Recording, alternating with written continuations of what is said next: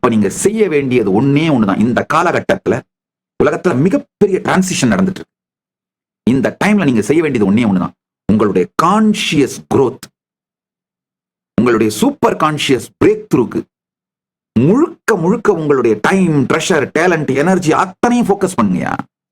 யா உங்க டைம் வந்து உங்க மேனேஜருக்கு ப்ரொடக்டிவிட்டி, பணம். உங்க டைம் வந்து உங்க கேர்ள் ஃப்ரெண்டுக்கு அட்டென்ஷன், லவ்.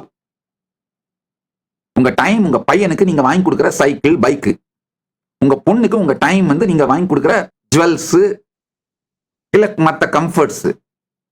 உங்க டைம் உங்களுக்கு லைஃப்ங்கயா. அத நல்லா புரிஞ்சுக்கோங்க. 10 வருஷத்துல இன்னொன்னு சொல்றேன் கேட்டுக்கோங்க. பாவர்ட்டி மட்டும் இல்ல, பணம் irrelevant ஆயிடும். அந்த மாதிரி சமூகத்துக்குள்ளதான் நாம இப்ப ஆக்சுவலா நுழைஞ்சிட்டு இருக்கிறோம். Poverty is an engineering problem இப்ப சொல்றாங்களே, நான் இது 4 வருஷத்துக்கு முன்னாடி தெளிவா சொல்லியிருந்தேன். Poverty is not an unsolvable social issue. It's all about our efficient way of distribution. There is so much getting produced, but getting wasted without getting distributed just to keep the market rate, market trend. ஆழ்ந்து கேளுங்கள்.